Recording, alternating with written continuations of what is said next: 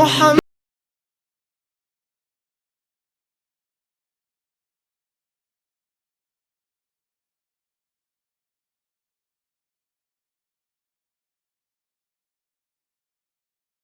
تبارك وتعالى في القرآن المجيد والفرقان الحميد وبالوالدين إحسانا صدق الله العظيم وصدق الرسول النبي الكريم الأمين ونحن على ذلك لمن الشاهدين والشاكرين والحمد لله رب العالمين. قال الله تبارك وتعالى في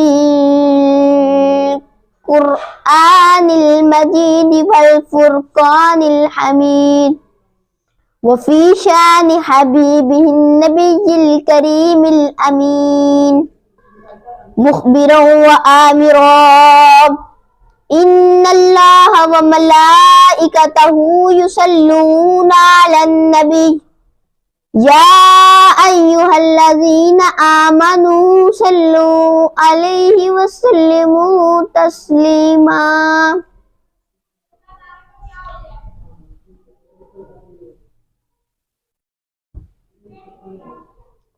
اللهم صل على سيدنا محمد وعلى آل سيدنا محمد صلاة وسلاما عليك يا رسول الله صلاة وسلاما عليك يا حبيب الله.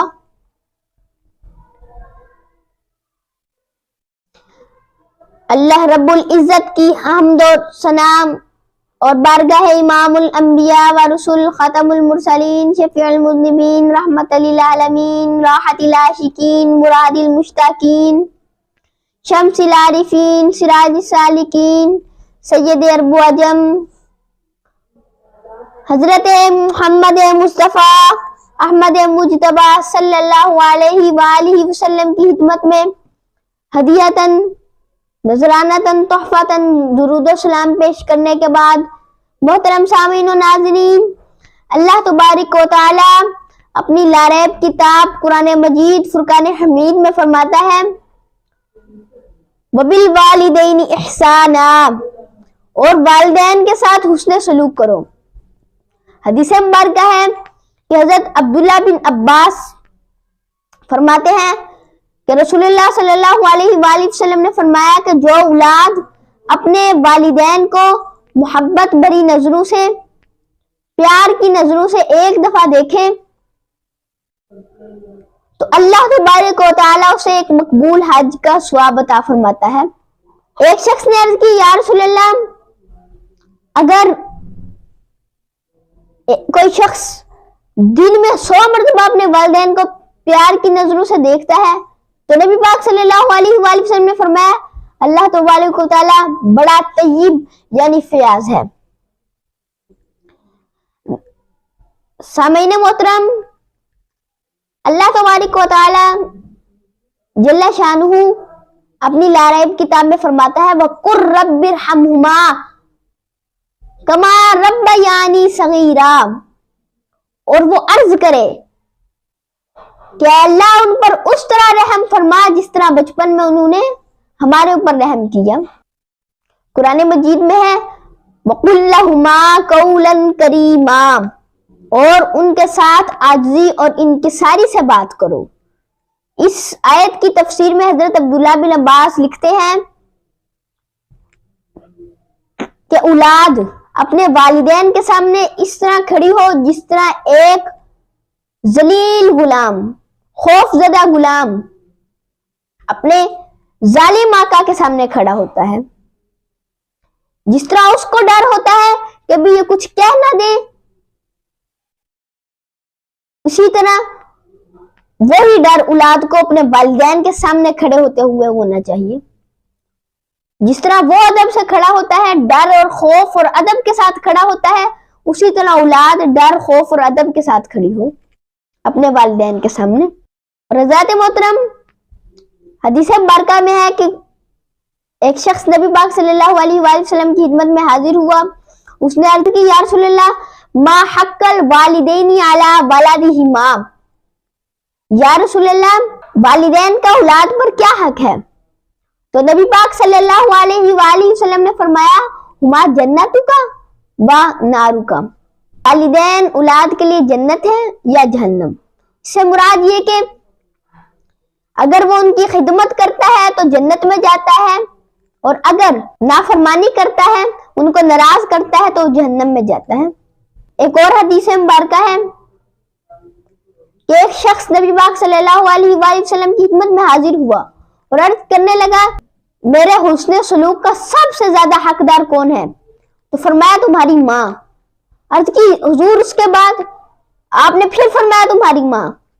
और उस शख्स ने फिर अर्ज की हुजूर उसके बाद? फरमाया तुम्हारी माँ। उस शख्स ने फिर अर्ज की हुजूर उसके बाद? फरमाया तुम्हारा बाप। एक हदीस मुबारक है कि नबी पाक सल्लल्लाहु अलैहि वसल्लम ने फरमाया कि जिसने बाप को नाराज किया उसने अल्लाह को नाराज किया। में है कि एक शख्स नबी पाक सल्लल्लाहु अलैहि वसल्लम की खिदमत में हाजिर हुआ और कहने लगा या रसूल अल्लाह कि मेरे वालिद मेरी बगैर इजाजत के मेरे माल में से लेन देन करते हैं। तो नबी पाक सल्लल्लाहु अलैहि वसल्लम का फरमान सुनिए, आपने फरमाया कि बेशक तू और तेरा माल तेरे बाप का है।